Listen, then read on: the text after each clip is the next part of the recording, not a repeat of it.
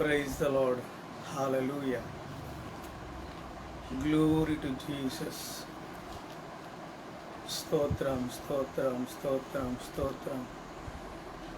మహిమ మహిమ యేసుకే కలుగును గాక.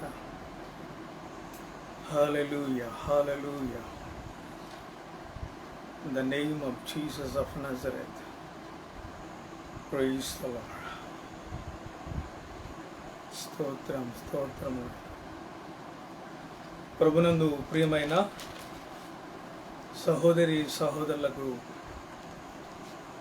ఈ మైటీ గాస్పల్ ఛానల్ని వీక్షిస్తున్న ప్రతి ఒక్కరికి మన ప్రభువును లోకరక్షకుడైన యేసుక్రీస్తు వారి మహోన్నతమైన నామంలో అందరికీ నా హృదయపూర్వకమైన వందనాలు తెలియజేస్తూ ఉన్నాను. వారందరూ కూడా దేవుని యొక్క వాక్యమును వినడానికి సిద్ధంగా ఉండవలసిందిగా ప్రభు పేరిట ఆహ్వానాన్ని తెలియజేస్తూ ఉన్నాను. మరి గడిచిన నెలంతా కూడా ఈ 30 దినములు కూడా ప్రభు మనల్ని ఈ మే నెలలో కాపాడి భద్రపరిచారు.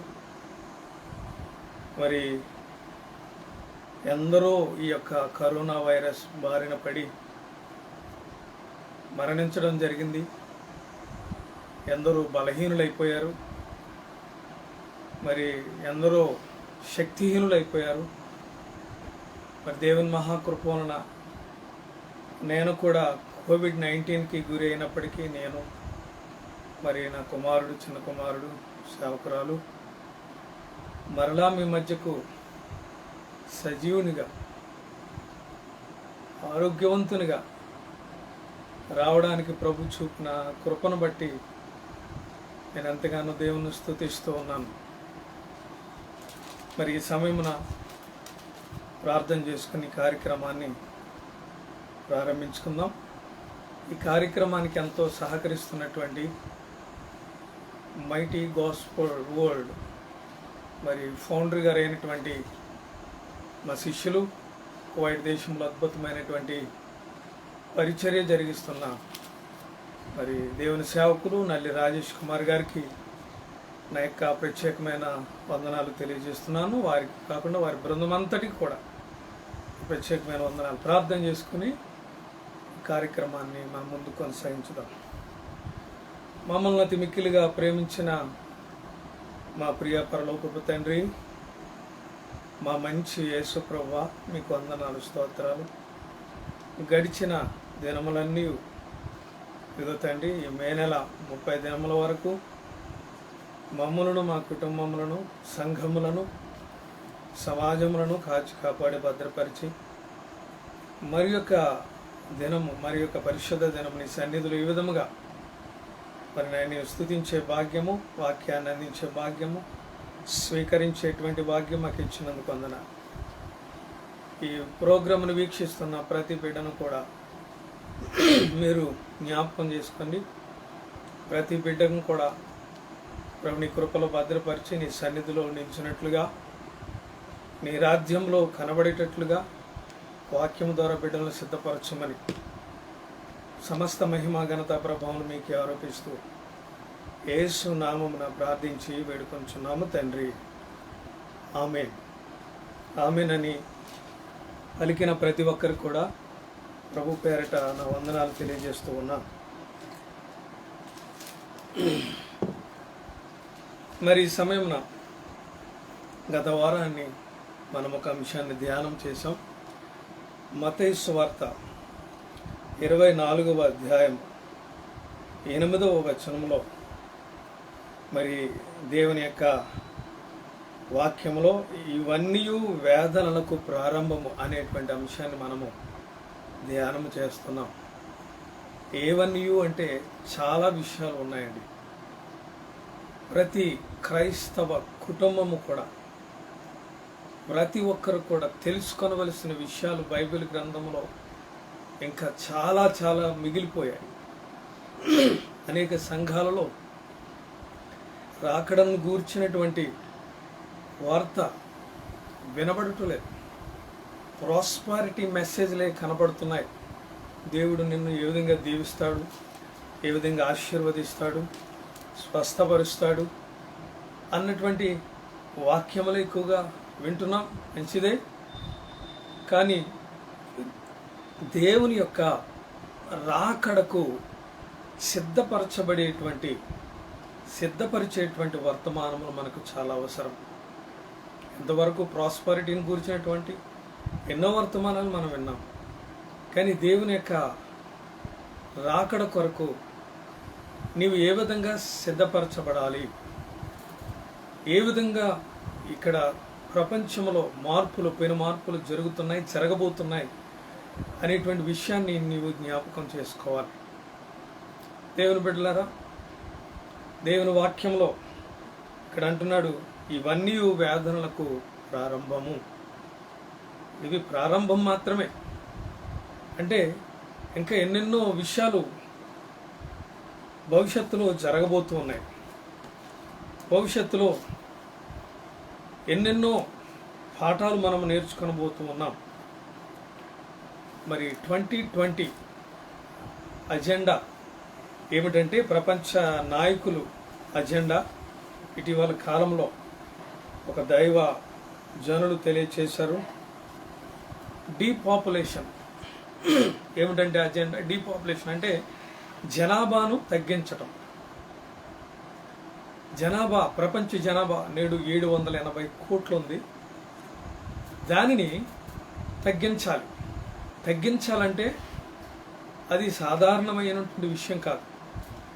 కాబట్టి ప్రజలను దేశాలు మరి యొక్క దేశము మీద దేశాలు యుద్ధం చేసుకునేటట్లుగా ప్రోత్సహించటం.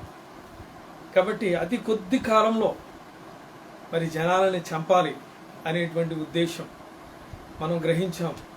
ఇంచుమించుగా 17 నెలల కాలంలో ప్రపంచంలో లక్షలాది మంది ఈ కరోనా వైరస్ బారిన పడి చనిపోయారు.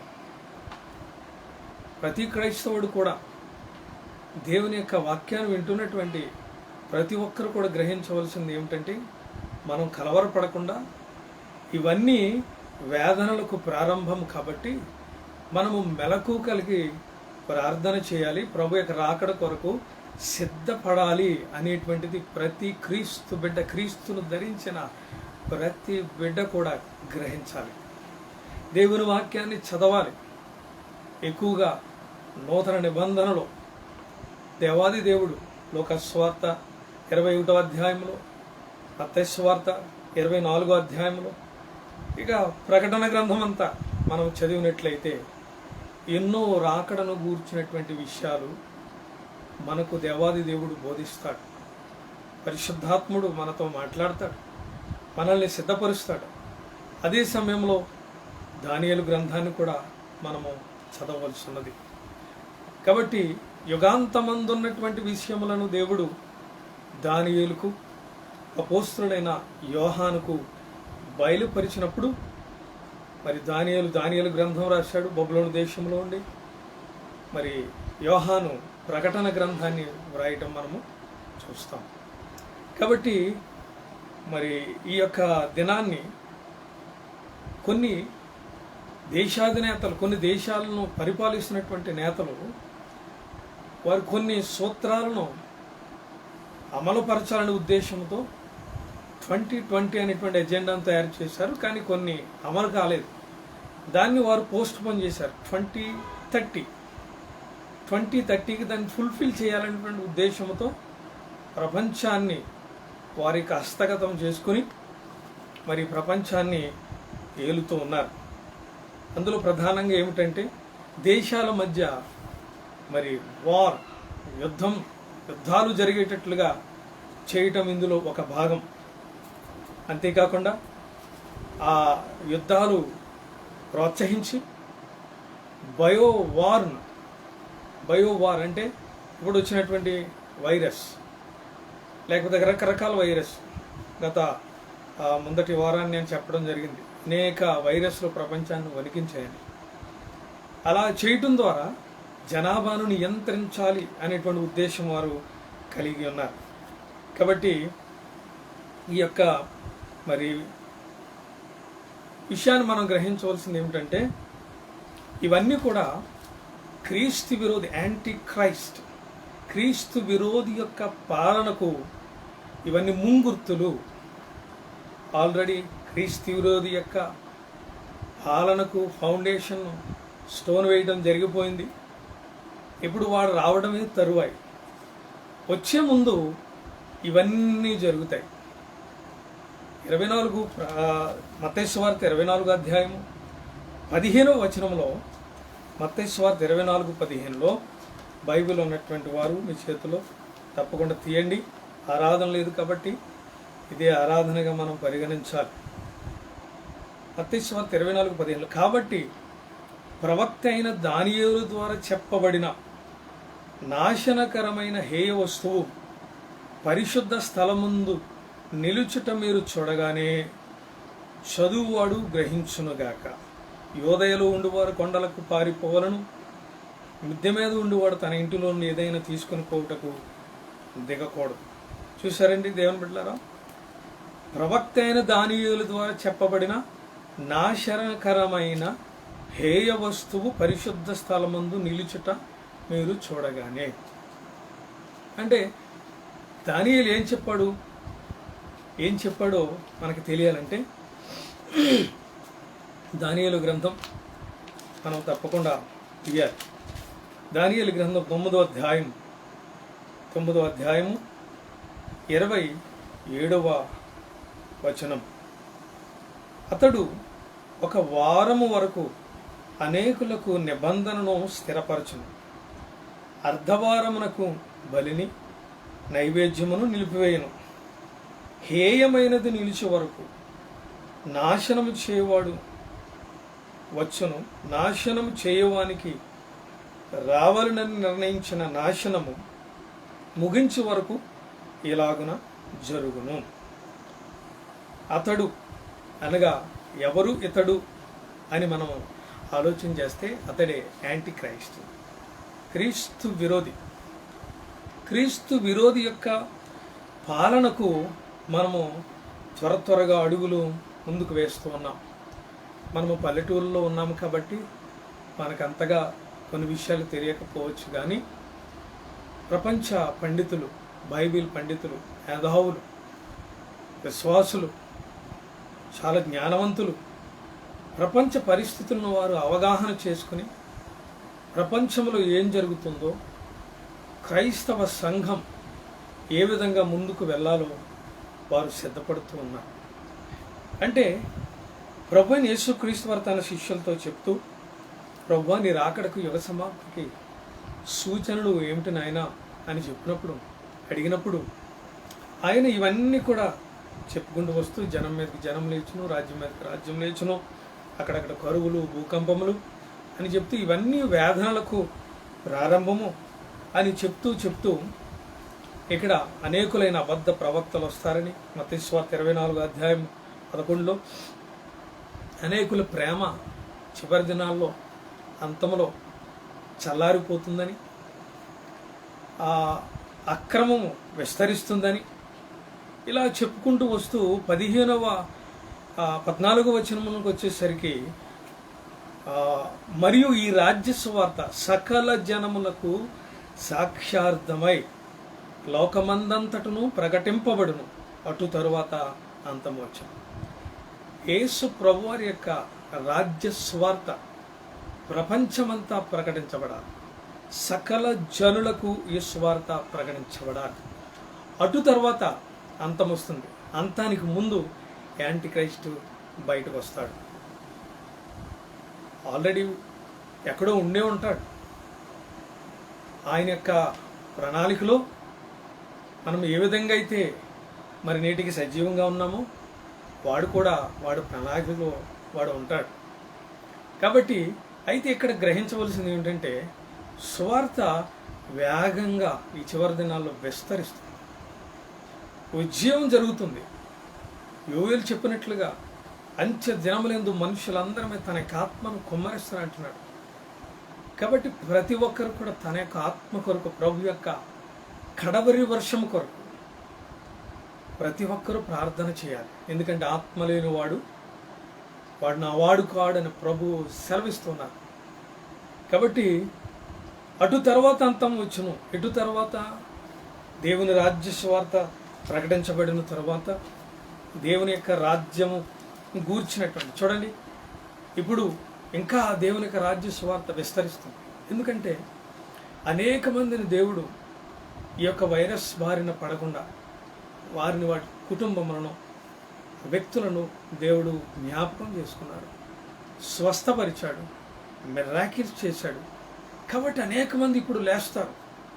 అనేక మంది లేచి దేవుడు వారికి చేసినటువంటి కార్యములను ఇంకా బహు సవిస్తారంగా వివరంగా సువార్తను ప్రకటిస్తూ వెళ్ళిపోతూ ఉంటారు. ఇవే ఆయన రాకడ అంతమునకు సూచనలని ప్రతి ఒక్కరు కూడా గ్రహించవలసినటువంటి వారమై ఉన్నాం.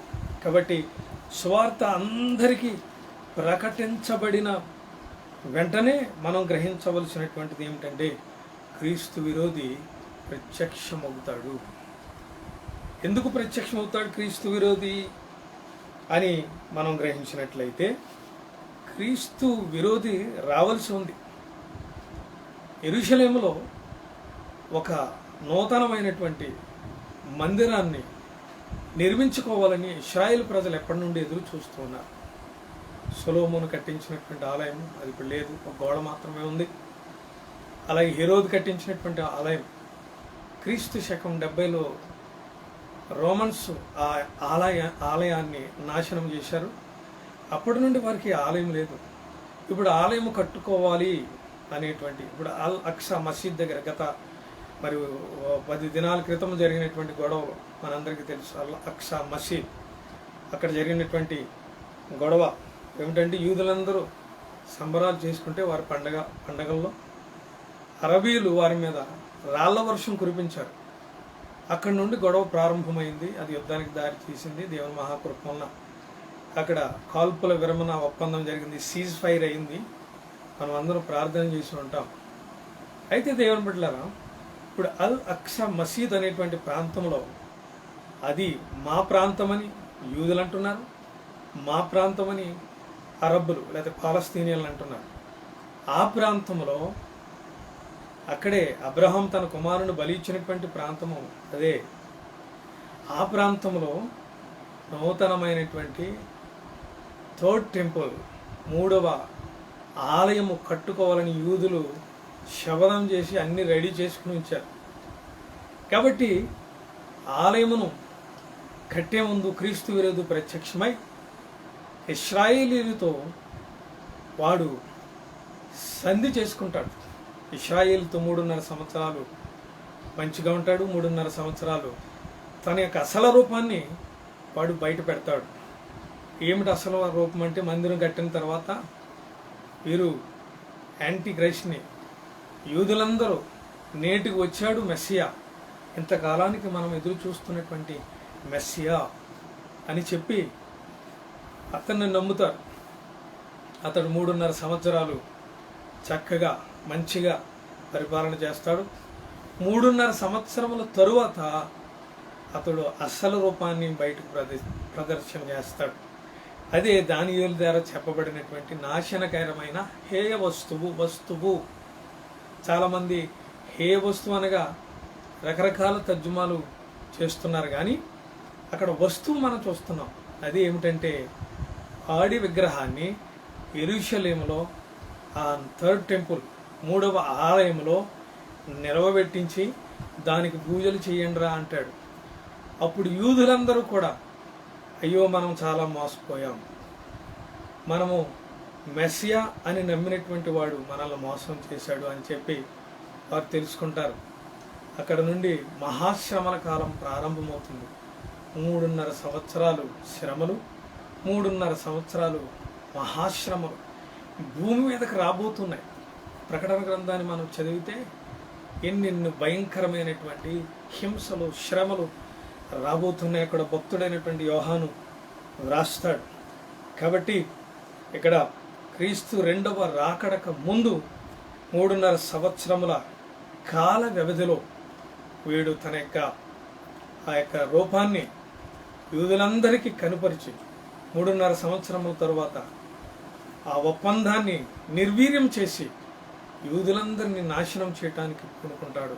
చాలా విషయాలు చెప్పవలసి ఉన్నటువంటివి కానీ దేవుని బిడ్డలారా సమయము చాలదు. కాబట్టి చూడండి, మరి దేవుని యొక్క వాక్యాన్ని మనం జ్ఞానం జ్ఞాపకం చేసుకుంటూ అపోస్తలుడైన పౌలు తెస్సలోనికీయులకు రాసినటువంటి 2వ పత్రిక 4వ అధ్యాయంలో మనం గమనించినట్లయితే, తెస్సలోనికీయులకు రాసినటువంటి 2వ పత్రిక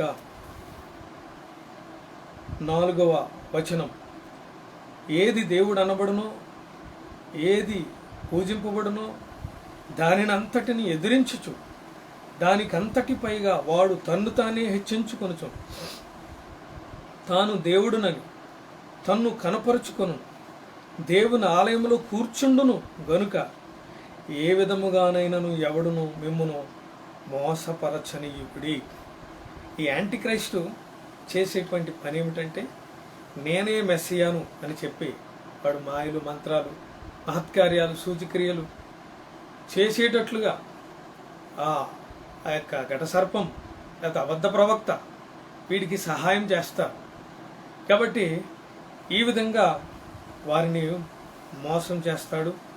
హేయమైనటువంటి విగ్రహాన్ని తీసుకొచ్చి అక్కడ నిలవబెట్టినప్పుడు చాలా ఇశ్రాయేల్ ప్రజలంతా కూడా మనము అంచె దినములలో ఉన్నాం కాబట్టి మరి ఇవన్నీ కూడా దేవుని యొక్క రాకడకు సూచనలు కాబట్టి అని మరి ఎప్పుడైతే తన ఒప్పందాన్ని నిర్వీర్యం చేస్తాడో వెంటనే యెరూషలేం అంతా కూడా దండ్ల చేత, అంటే యెరూషలేం మీదకి, యూదుల మీదకి ప్రపంచమంతా కూడా దండయాత్ర చేస్తుంది. జకర్యా గ్రంథంలో మనం చదువుతాం.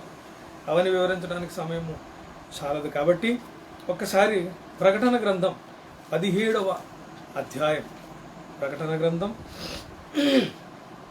17వ అధ్యాయం 8వ వచనములో మనం చూసినట్లయితే, నీవు చూచిన ఆ మృగము ఉండెను గాని ఇప్పుడు లేదు, అయితే అది అగాధ జలములలో నుండి పైకి వచ్చుటకును నాశనమునకు పోవుటకు సిద్ధముగా ఉన్నది.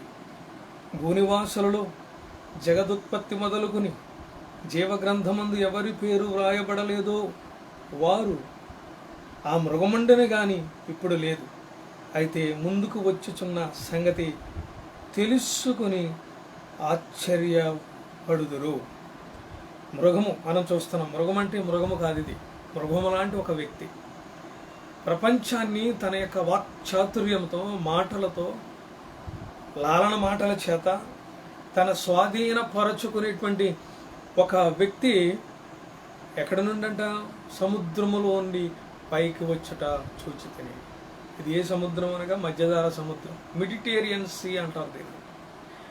మెడిటేరియన్ సీలో ఆ చుట్టుప్రక్కల ఉన్నటువంటి ఆ దేశములు అన్నీ ఏమిటి అని మనము ఆలోచన చేస్తే ఆ దేశములే యూరోపియన్ యూనియన్ కంట్రీస్.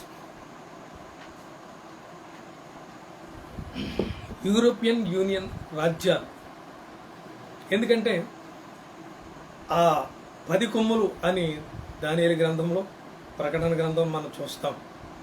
అంటే యూరోపియన్ యూనియన్లో ఇప్పుడు ప్రస్తుతానికి 27 సభ్య దేశాలు ఉన్నాయి. అయితే ఆ సభ్య దేశాలు యాంటీక్రైస్ట్ వచ్చే సమయానికి 10 దేశాలే మిగులుతాయి. అంటే మిగిలిన దేశాలన్నీ కొట్టుకు చేస్తాయన్నమాట. కొట్టుకు తెచ్చి ఆఖరికి 10 మంది రాజులు అంటారు కదా, 10 మంది రాజులు అనగా 10 మంది దేశాలు వారు ఒక ఒప్పందం చేసుకుని ఈ పవర్ పట్టా అంతా కూడా, పవర్ అంతా కూడా యాంటీక్రైస్ట్కు అప్పగిస్తారు. అప్పుడు ప్రపంచంలో పెను మార్పులు సంభవిస్తాయి. ఇప్పటికే యూరోపియన్ యూనియన్ ఒక స్టేట్మెంటు ఇచ్చింది. ఏమిటంటే ఈ కరోనా వైరస్ వచ్చిన తర్వాత మేము చాలా ఐక్యతగా ఉంటున్నాం, మా ఐక్యతను ఎవరు కూడా వేరు చేయలేరు. అలనాడు బాబేలు గోపురం దగ్గర ఏ విధమైనటువంటి ఐక్యత ఉందో ఇప్పుడు కూడా అదే విధమైన ఐక్యతతో మేము ఉన్నాము. ఇక ముందు కూడా ఉంటాము అని వారు డంకాపదంగా చెప్తూ ఉన్నారు. కాబట్టి బాబేలు ఐక్యతే మా ఐక్యత అని అంటున్నారు. అంటే బాబేలు అంటే ఏంటి అర్థం? తారుమారు. అంటే దేవుడు వీరిని కూడా తారుమారు చేసి శిక్షించేటువంటి దినాలు రాబోతూ ఉన్నాయి. కాబట్టి ఇక్కడ ప్రకటన గ్రంథం 17 అధ్యాయము 13లో చూడండి, 12 వచనంలో మనం చూస్తే, ప్రకటన గ్రంథం 17 అధ్యాయము 12 వచనం, నీవు చూచిన 10 కొమ్ములు 10 మంది రాజులు, వారిది వరకు రాజ్యమును పొందలేదు గాని ఒక గడియ క్రూర మృగముతో కూడా రాజుల వలె అధికారము పొందుతారు. చూడండి, ఈ 10 మంది రాజులు అంటే 10 కొత్త రాజులు తెరపైకి వస్తారు. యాంటీ క్రైస్ట్ వచ్చేటువంటి సమయానికి జరిగేటువంటి గుర్తులు అన్నమాట. వచ్చేటువంటి గుర్తులు, ఆ లక్షణాలు మనం జాగ్రత్తగా గమనించాలి. వారు ఇదివరకు రాజ్యమును పొందలేదు, అంటే ఇదివరకు వారు దేశాలను పాలించలేదు. అంటే కొత్త యూనియన్ ఒకటి ఏర్పడబోతుంది, కొత్త రాజులు వస్తారు. వారంట క్రీస్తు విరోధితో లేకపోతే క్రూర మృగముతో రాజుల వల్ల అధికారం పొందుదు. 13వ వచనం, వీరు ఏకాభిప్రాయం గలవారే తమ బలమును అధికారమును ఆ మృగమునకు అప్పగింతురు. బాబు, ఇదిగో నువ్వేం చేస్తావో చెయ్యి, ప్రపంచం అంతటిని ఒక తాటి మీదకి తీసుకురావాలి అని చెప్పి ఈ 10 మంది రాజులు కూడా వాళ్ళ పవర్ అంతటిని కూడా ఆ క్రూర మృగానికి ఇస్తాడు. వారి యాంటీ క్రైస్ట్, క్రీస్తు విరోధి.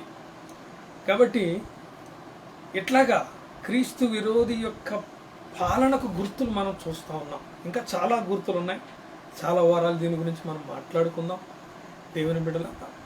అయితే ప్రభు అయితే అంటున్నాడు దేవుని యొక్క పిల్లలతో, లూకా సువార్త 21వ అధ్యాయం 34వ వచనంలో, లూకా సువార్త 21:34, మీ హృదయంలో ఒకవేళ తిండి వలనను మత్తు వలనను ఐహిక విచారముల వలనను మందముగా ఉన్నందున ఆ దినము అకస్మాత్తుగా మీ మీదికి ఉరి వచ్చినట్టు రాకుండా మీ విషయమై మీరు జాగ్రత్తగా ఉండుడి.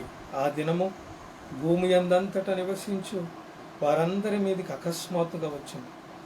కాబట్టి మీరు జరుగబో వీటినెల్లను తప్పించుకొని మనిషి కుమారుని ఎదుట నిలువబడుటకు శక్తి గలవారగునట్లు ఎల్లప్పుడూ ప్రార్థన చేయుచు మెలకువగా ఉండడని చెప్తూ ఉన్నాడు.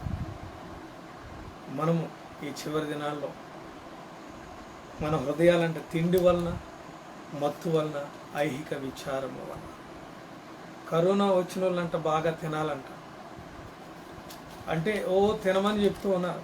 తిండి తిండి తిండి. మొన్న ఒక డాక్టర్ గారు చెప్పారు నాకు, మీరు దుఃఖపడకూడదు, ప్రార్థన చేసేటప్పుడు ఏడ్చి ప్రార్థన చేయకూడదు,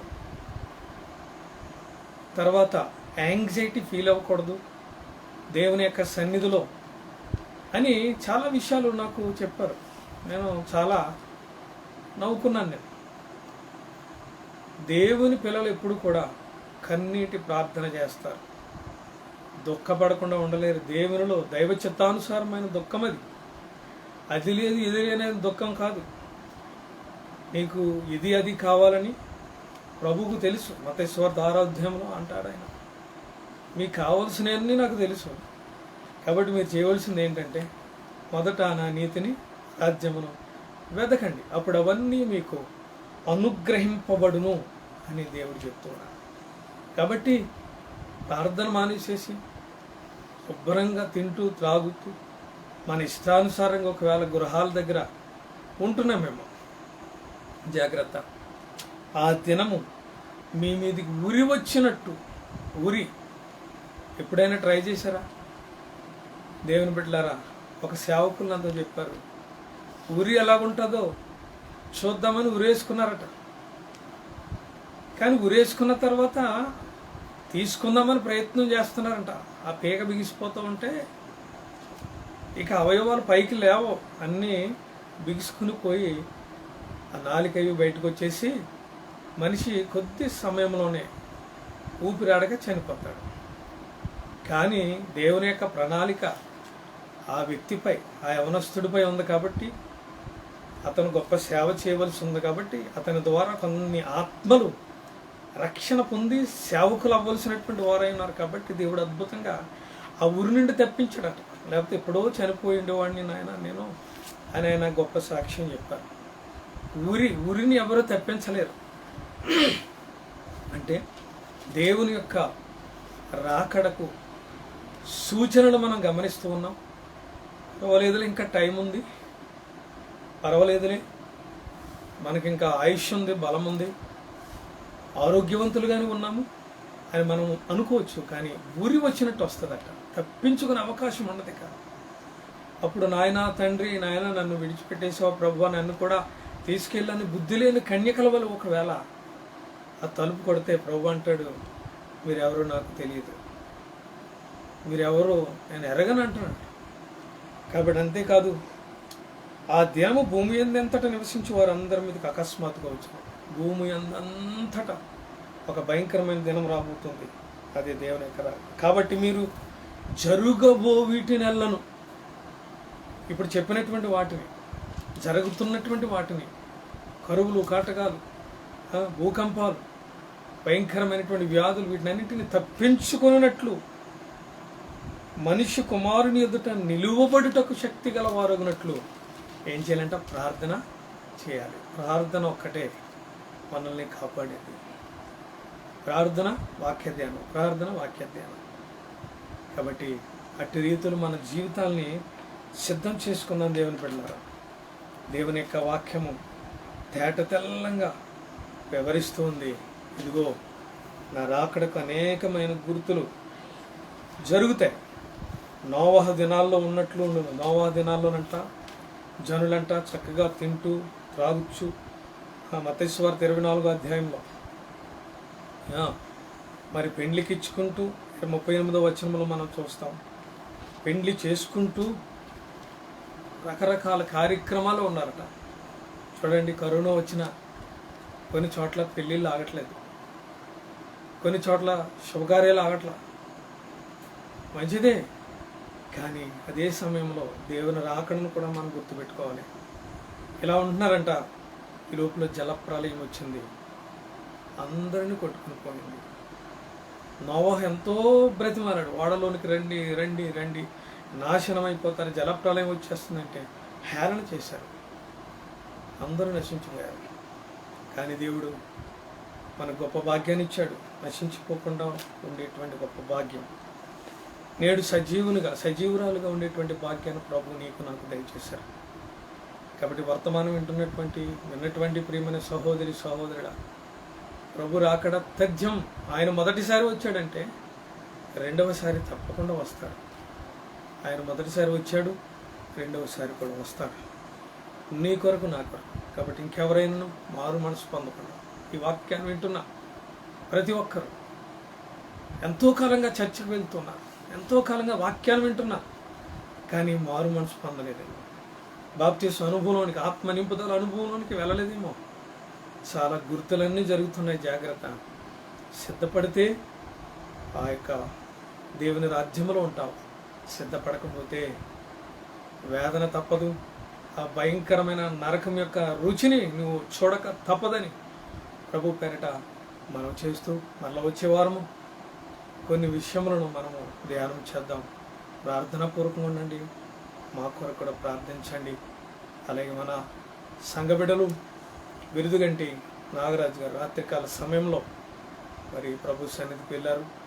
వారి కుటుంబం కొరకు ప్రార్థించాలని నేను జ్ఞాపకం చేస్తూ ప్రార్థన ఆశీర్వాదంతో మనము సెలవు తీసుకుందాం. మమ్మల్ని అతి మిక్కిలిగా ప్రేమించిన మా ప్రియ పరలోకపు తండ్రి, నీ ఘనమైన శ్రేష్టమైన నామం బట్టి వందనాలు. ఇవన్నీ వేదనలకు ప్రారంభమని కొన్ని విషయాలు మాతో మీరు తేట తెలంగా మాట్లాడారు. అయ్యా, మీరు అక్కడ అతి సమీపంగా ఉన్నదని, చాలా గుర్తులు నెరవేరుతున్నాయని వాక్యం ద్వారా మాతో మాట్లాడారు. ఈ వాక్యం ఉన్న ప్రతి బిడ్డ కూడా మారు మనసు పొంది రక్షించబడి ప్రభువా నీ రాజ్యములో కనబడినట్లుగా, నీ రాజ్యములో నిలిచినట్లుగా సహాయము దయచేయండి. మరి ఎవరైతే అనారోగ్యంతో ఉన్నారో, ముఖ్యంగా కరోనా వైరస్ బారిన పడి బలహీనులుగా ఉన్నారో వారందరి కొరకు, వారి కుటుంబముల కొరకు, సంఘ బిడ్డల యొక్క కుటుంబముల కొరకు, ఈ వాక్యమును వింటున్న ప్రతి బిడ్డ కొరకు, వారి కుటుంబముల కొరకు ప్రార్థిస్తూ బిడ్డలందరినీ ప్రభువా నీ రాజ్యం కొరకు సిద్ధపరిచి మీరే మహిమా ఘనత ప్రభావం పొందుకోమని మా ప్రాణప్రియుడైన యేసు క్రీస్తు వారి ఉన్నతమైన నామమున ప్రార్థించి వేడుకొనుచు ఉన్నాము తండ్రి. ఆమేన్. మన తండ్రి అయిన దేవుని ప్రేమ, కుమారుడైన యేసు క్రీస్తు వారి యొక్క కృప, పరిశుద్ధాత్మని యొక్క అన్యోన్య సహవాసము ఈ వాక్యమును వినబోతున్న ప్రతి బిడ్డకును సదా తోడేండి నడిపించునుగాక. ఆమేన్. యేసు రక్తమే జయం, ప్రభు యేసు రక్తమే జయం, ప్రభు యేసు నామమునకు సంపూర్ణ విజయం, అపవాది క్రియలకు అనంతము నాశనము కలుగునుగాక. Amen, amen, amen. God bless you. అందరికీ నా వందనాలు. ఈ యొక్క వాక్యాన్ని అందరికీ షేర్ చేయండి. ఎందుకంటే దేవుని వాక్యాన్ని షేర్ చేయడం వల్ల మీరు కూడా ఆ వాక్యమును విన్నటువంటి వారు ఒకవేళ రక్షణ పొందితే ఆ ఆత్మ మీ అకౌంట్లో పడుతుంది. కాబట్టి ఒక ఆత్మను మీరు రక్షించిన వారు అవుతారు, మీరు కూడా సువార్తను ప్రకటించిన వారు అవుతారు. కాబట్టి అందరికీ దేవుని వాక్యాన్ని అందించండి. May God bless you once again. Amen.